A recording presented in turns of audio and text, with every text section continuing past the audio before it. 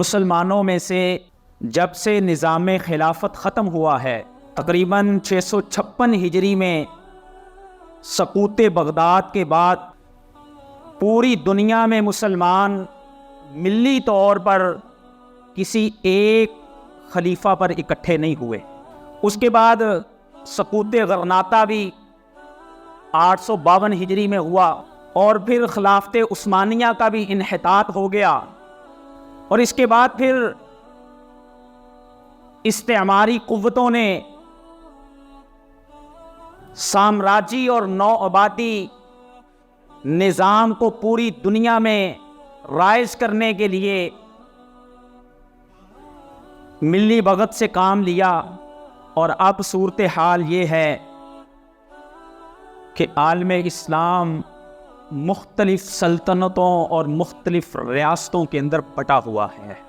انہی ریاستوں میں سے ایک ریاست جس ریاست میں ہم بستے ہیں وہ پاکستان ہے، جس کا حصول جو ہے وہ لا الہ الا اللہ کی بنیاد پر تھا، اور بنانے والوں کی کوشش یہ تھی، خواب یہ تھے کہ یہ ایک ایسی اسلامی ریاست ہوگی جہاں پر اللہ اور اس کے رسول کے قوانین کو رائج کیا جا سکے گا۔ اور آج اس ریاست میں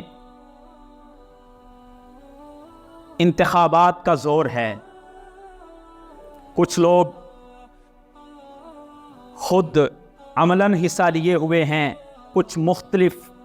پارٹیوں کے ذریعے سپورٹر اور ووٹر بھی ہیں۔ اسلام ہمیں یہ بالکل بھی نہیں بتاتا کہ ریاست سیاست اس کا اسلام سے تعلق نہیں ہے۔ یہ تو سیکولرزم کا نظریہ ہے کہ دین صرف مسجد تک ہونا چاہیے، مسجد سے باہر دین کا کام نہیں ہے۔ امام بخاری رحمت اللہ علیہ صحیح بخاری میں حدیث لے کے آئے ہیں، اللہ کے نبی صلی اللہ علیہ وسلم فرماتے ہیں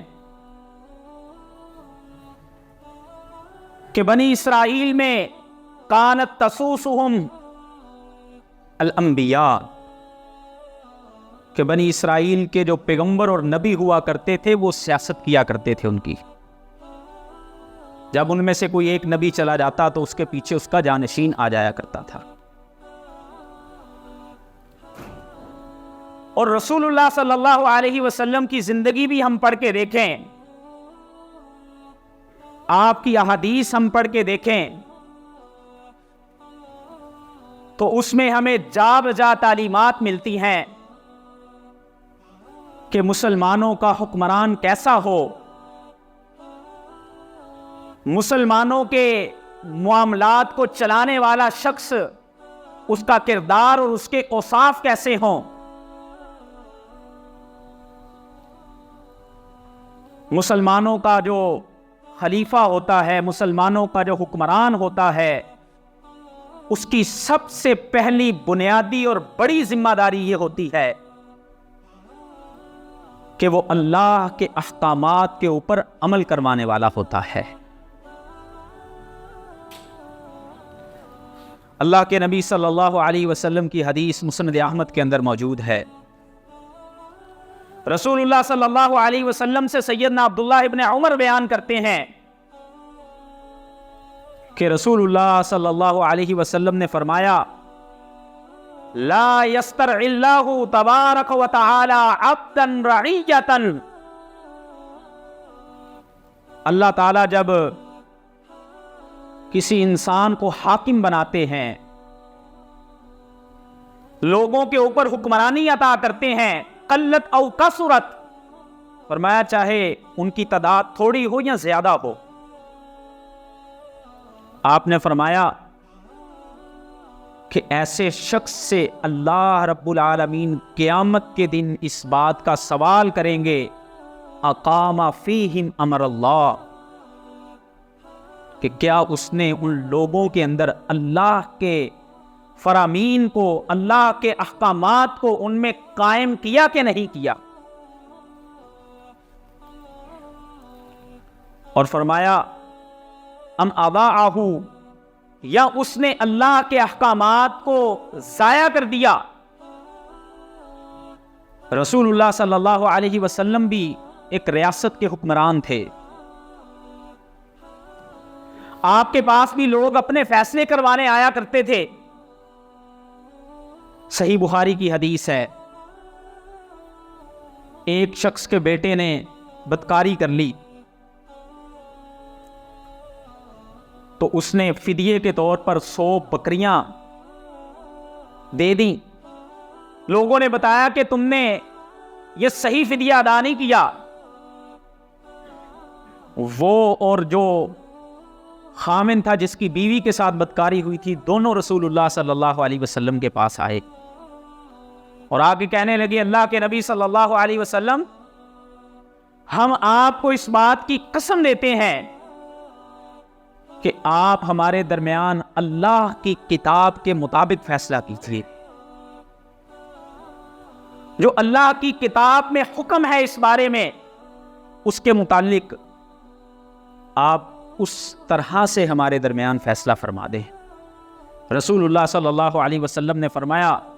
واللہ لأقضین بینکما بکتاب اللہ، مجھے اللہ کی قسم ہے میں تمہارے درمیان اللہ کی کتاب کے ساتھ ہی فیصلہ کروں گا۔ اور رسول اللہ صلی اللہ علیہ وسلم نے فرمایا کہ یہ شخص جس نے بدکاری کی ہے، چونکہ یہ کموارہ ہے، فرمایا اس کی سزا اللہ کی کتاب میں یہ ہے کہ جلد 100 و تغریب عام،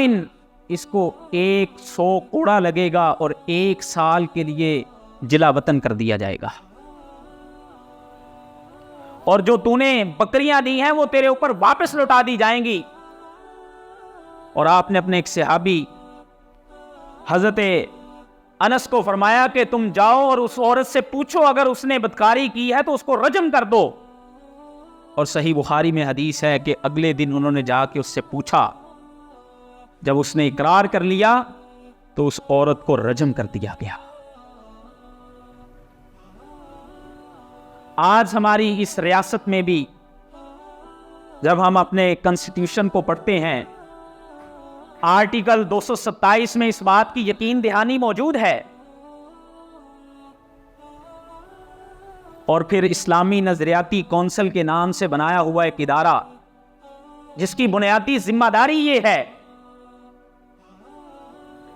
کہ وہ قوانین اور احکامات جو یہاں پہ کتاب اللہ اور سنت رسول کے مخالف ہوں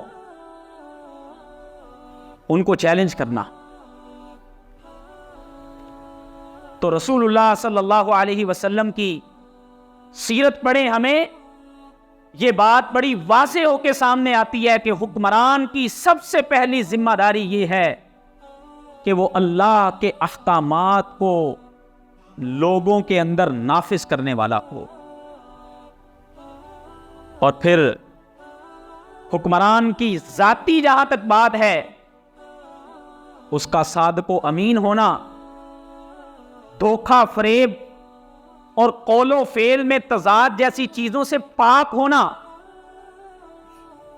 یہ رسول اللہ صلی اللہ علیہ وسلم کی احادیث سے بڑا کھل کر کے ہمیں پتہ چلتا ہے۔ اللہ کے نبی صلی اللہ علیہ وسلم کی صحیح بخاری میں حدیث ہے، آپ نے فرمایا، ما من وال یلی رعیۃ من المسلمین، کوئی بھی حاکم جسے اللہ مسلمانوں کا حکمران بنا دے، فرمایا فیموت وہو غاش لہم، اگر وہ ان سے دھوکا کرتا رہا اور وہ اسی حال میں دنیا سے چلا گیا، اللہ کے نبی صلی اللہ علیہ وسلم فرماتے ہیں، حرم اللہ علیہ الجنہ، ایسے حکمران کے اوپر اللہ جنت کو حرام قرار دیتے ہیں۔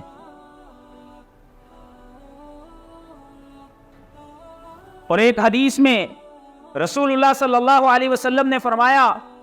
کہ ایما راعن استریا رعیتن، اللہ نے جس کسی کو بھی حاکم بنا دیا، فغشہا، اور اس نے پھر اپنی قوم کو دھوکا دیا،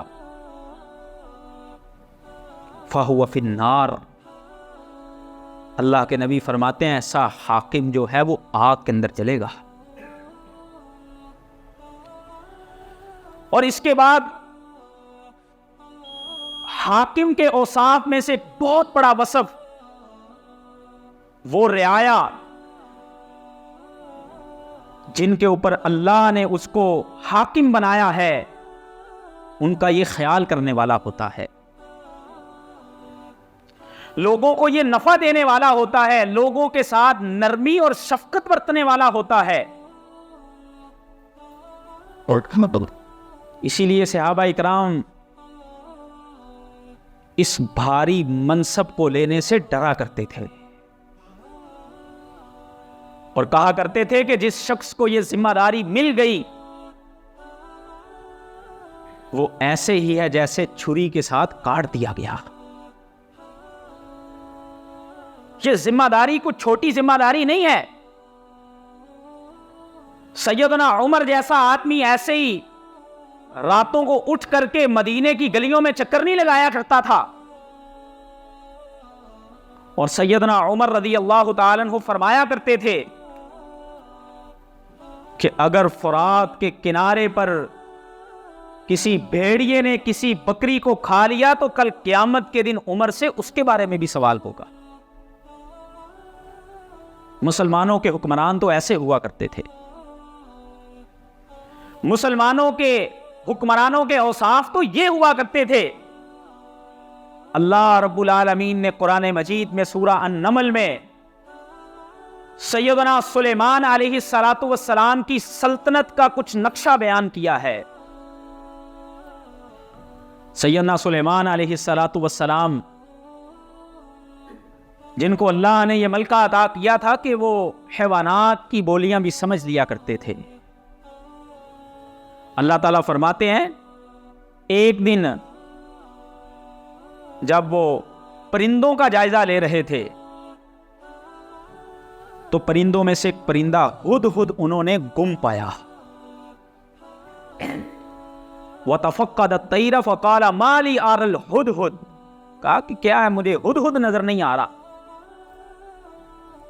أَمْ كَانَ مِنَ الْغَائِبِينَ، مجھے آج حاضر اور موجود نظر نہیں آتا. اس آیت کی تفسیر میں مفسرین نے اس بات کو بڑی تفصیل سے لکھا ہے کہ جو حاکم ہوتا ہے وہ اپنی رعایا کے لوگوں کا اس طرح کا نظم بناتا ہے کہ ان کا جائزہ لیتا رہتا ہے. فلاں علاقے کے بسنے والے لوگوں کے کیا حالات ہیں، فلاں علاقے کے رہنے والے لوگوں کے کیا حالات ہیں.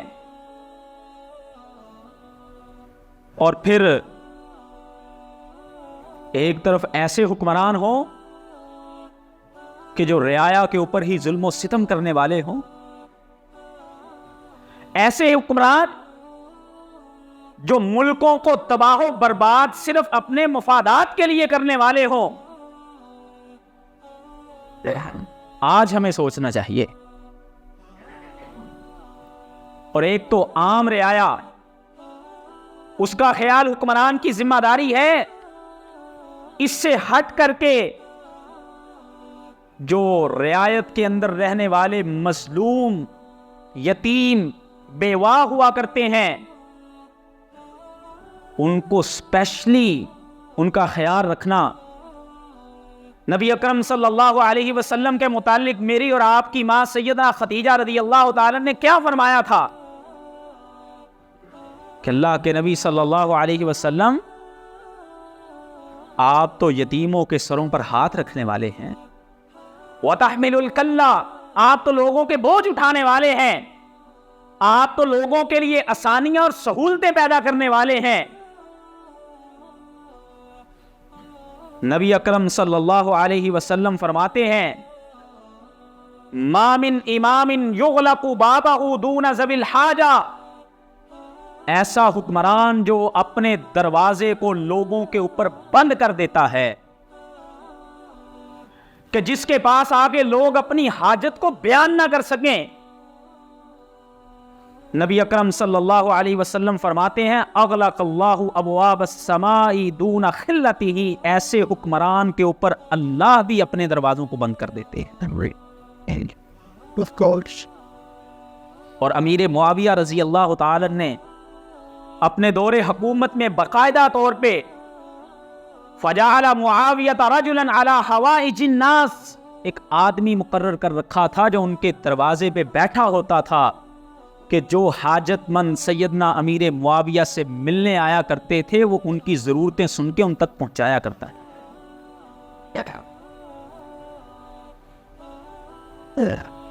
یہ مسلمانوں کے حکمرانوں کے اوصاف ہوا کرتے تھے. اور مسلمانوں کے حکمرانوں کے اوصاف اگر ہم پڑھیں اس میں ایک بات جو ہمیں بڑی واضح اور ملتی ہے وہ یہ ہے کہ حکمران عدل و انصاف کو قائم کرنے والے ہوتے ہیں. جب کسی معاشروں سے عدل و انصاف ختم ہو جاتا ہے تو وہ معاشرے پھر تباہی کے دھانے پر کھڑے ہوتے ہیں. اللہ رب العالمین نے بھی قرآن مجید میں عمومی بھی ہمیں اس بات کا ہی حکم دیا ہے ان اللہ یأمرکم ان تعدوا الامانات الی اہلہا، فرمایا کہ جو امانتیں ہوتی ہیں ان کو تم ان کے اہل لوگ جو ہیں ان کی طرف لوٹا دیا کرو. اور فرمایا وَإِذَا حَكَمْتُمْ بَيْنَ النَّاسِ، جب تم لوگوں کے درمیان فیصلہ کرنے لگو ان تحکموا بالعدل، عدل انصاف کو اپنے ہاتھ سے نہ جانے دیا کرو. اور ایک مقام پہ فرمایا لا یجرمنکم شنآن قوم علی ان لا تعدلوا اعدلوا هو اقرب للتقوی، کسی قوم کی مخالفت تمہیں اس بات پر نہ ابھار دے. آج ہمارے ہاں کیا انتقام کی سیاستیں ہیں، کیا ہمارے ہاں گھروں کی عزتوں کو اچھالنا ہے. اللہ فرماتے ہیں کہ کسی قوم کی مخالفت تمہیں اس بات پر کبھی بھی نہ ابھارے کہ اس قوم کی مخالفت میں آ کے تم حق اور سچ کی بات کرنا چھوڑ دو. اعدلوا، ہمیشہ عدل کی بات کیا کرو. ہوا اقرب للتقوی، عدل کی بات کرنا ہی تقوی کے قریب ہے. اور رسول اللہ صلی اللہ علیہ وسلم نے صحیح بخاری میں فرمایا تم میں سے پہلے لوگوں کے ہلاک ہونے کی جو وجوہات ہیں ان میں سے ایک وجہ یہ بھی تھی اذا سرق فیہم الشریف، جب ان میں سے کوئی معزز آدمی کوئی جرم کیا کرتا تھا تو لوگ اس کو چھوڑ دیا کرتے تھے. وَإِذَا سَرَقَ مِنْهُمُ الضَّعِيفُ أَقَامُوا عَلَيْهِ الْحَدَّ، اور جب کوئی کمزور آدمی کوئی گناہ کرتا تو اس کے اوپر حد کو قائم کیا جاتا تھا. آپ نے فرمایا اگر اے اسامہ تم اس عورت کی سفارش لے کے آئے ہو تو میں اس کو چھوڑ دوں، اگر اس کی جگہ پہ فاطمہ بنت محمد صلی اللہ علیہ وسلم نے بھی چوری کی ہوتی تو انصاف یہ تھا کہ میں اس کے بھی ہاتھ کاٹ دیتا. مسلمان حاکم کی بہت بڑی ذمہ داری اس عدل و انصاف کو قائم کرنا ہے. مسند احمد میں حدیث ہے، نبی اکرم صلی اللہ علیہ وسلم فرماتے ہیں لیس من والی امت قلت او قصرت، اگر اللہ نے کسی کو تھوڑے یا زیادہ لوگوں کا حکمران بنا دیا، وہ ان کا حاکم بن گیا، لا یعدل فیہا، اور ان میں عدل و انصاف نہ کرتا رہا، تو اللہ کے نبی فرماتے ہیں الا قبہ اللہ علی وجہہ فی النار، ایسے آدمی کو اللہ جہنم میں چہرے کے بل گھسیٹ کر کے پھینکیں گے. آج ہم دیکھیں ہمارے حکمران کس طرح کے ہیں، اور پھر حکمران کے اوصاف میں سے رسول اللہ صلی اللہ علیہ وسلم کی تعلیمات میں ایک چیز یہ بھی ملتی ہے کہ جب وہ حکمران بنتا ہے تو وہ منصب جو ہے وہ اہل لوگوں کے سپرد کرتا ہے، وہ ڈیوٹیز جو ہیں وہ نہ اہل قسم کے لوگوں کو مفادات کی بنیادوں پر نہیں دیتا. صحیح مسلم کے اندر حدیث ہے، اللہ کے نبی صلی اللہ علیہ وسلم کے صحابی ابو ذر بیان کرتے ہیں، کہتے ہیں کہ میں نے رسول اللہ صلی اللہ علیہ وسلم سے ایک دن کہا کہ اللہ کے نبی صلی اللہ علیہ وسلم، کبھی آپ نے مجھے کوئی سرکاری طور پر کام نہیں سونپا؟ تو اللہ کے نبی صلی اللہ علیہ وسلم نے میرے کندھوں کے درمیان ایک ضرب لگائی اور فرمایا، یا ابا ذر انک ضعیف، اے ابو ذر میں دیکھتا ہوں تو کمزور ہے۔ فرمایا وَإِنَّهَا أَمَانَةٌ، یہ ذمہ داری، یہ منصب ایک امانت ہوتا ہے، اور فرمایا جو آدمی اس کو ضائع کرتا ہے کل قیامت کے دن اس آدمی کے لیے حسرت اور ندامت ہوگی۔ اور رسول اللہ صلی اللہ علیہ وسلم نے قیامت کی نشانیوں میں سے ایک نشانی بتائی تھی، آپ نے فرمایا اذا وصل الامر الى غیر اہلها، ایک زمانہ آئے گا کہ جب معاملات نااہل لوگوں کے سپرد کر دیے جائیں گے، ایک شخص میں وہ کام کرنے کی ایبلٹی نہیں ہوگی، اس کے سپرد وہ کام کر دیا جائے گا۔ فرمایا فانتظر الساعہ، جب یہ ہونے لگے تو پھر تم سمجھنا کہ قیامت قریب ہی ہوگی۔ اور جو مسلمانوں کا حکمران ہوتا ہے وہ لوگوں کو منصب دے کر کے خود کمفرٹ زون میں جا کر کے ریلیکس ہو کے زندگی نہیں گزارتا، بلکہ اپنے مال کا محاسبہ کرتا ہے۔ نبی اکرم صلی اللہ علیہ وسلم کی زندگی میں ہمیں ایک ایسا واقعہ ملتا ہے، آپ نے ایک صحابی کو عامل مقرر کر کے زکوٰۃ لینے کے لیے بھیجا، جب وہ واپس آیا تو آ کے کہنے لگے کہ اللہ کے نبی صلی اللہ علیہ وسلم، یہ زکوٰۃ کا مال اکٹھا ہوا ہے اور یہ لوگوں نے مجھے گفٹس دیے ہیں۔ رسول اللہ صلی اللہ علیہ وسلم نے فرمایا، کیا میرے صحابی فَهَلَّا جَلَسَ فِي بَيْتِ أُمِّهَا، کیا تو جب اپنی ماں کے گھر میں بیٹھا ہوا تھا اس وقت تو تجھے کوئی آ کر کے گفٹس نہیں دیا کرتا تھا، اب تو ایک سرکاری کام پہ گیا،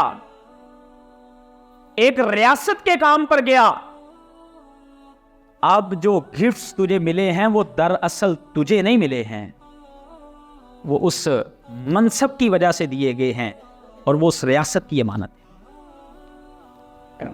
اور آج ہمارے حکمران کیسے ہمیں اس معاملے میں بھی ہاتھ صاف کرتے ہوئے نظر آتے ہیں۔ مسلمانوں کے حکمران کی ذمہ داریوں میں سے ایک ذمہ داری یہ بھی ہوتی ہے کہ وہ اپنی ریاست کا محافظ ہوتا ہے، لوگوں کا محافظ بھی ہوتا ہے اور سرحدوں کی حفاظتیں کرنے والا بھی ہوتا ہے۔ نبی اکرم صلی اللہ علیہ وسلم کے صحابی سیدنا انس بیان کرتے ہیں کہ اللہ کے نبی صلی اللہ علیہ وسلم جب مدینے میں آئے تو ایک رات صحابہ کو ایسے محسوس ہوا کہ جیسے مدینے میں رات کے وقت لڑائی بھڑک اٹھی ہے، اور لوگ اس کی طرف جب گئے تو لوگوں نے آگے سے اللہ کے نبی صلی اللہ علیہ وسلم کو آتے ہوئے پایا۔ اور سیدنا انس کہتے ہیں کہ کان النبی صلی اللہ علیہ وسلم احسن الناس اشجع الناس، اللہ کے نبی لوگوں میں سے سب سے خوبصورت بھی تھے اور سب سے بہادر بھی تھے۔ اگلے مورچوں پر جا کر کے اللہ کے نبی خود کھڑے ہوا کرتے تھے۔ اور مسلمان حکمران کی ذمہ داریوں میں سے یہ بھی ہے کہ وہ ریاست کے رازوں کو چھپا کر کے رکھتا ہے، جو ریاست کے راز ہوتے ہیں اس کو لوگوں کے اوپر واضح نہیں کرتا، اور وہ لوگوں کے اوپر ظلم کرنے والا بھی نہیں ہوتا۔ اور ایک بہت بڑی ذمہ داری جس کو اللہ رب العالمین نے قرآن مجید میں بیان کیا ہے، فرمایا الذین ان مکناہم فی الارض،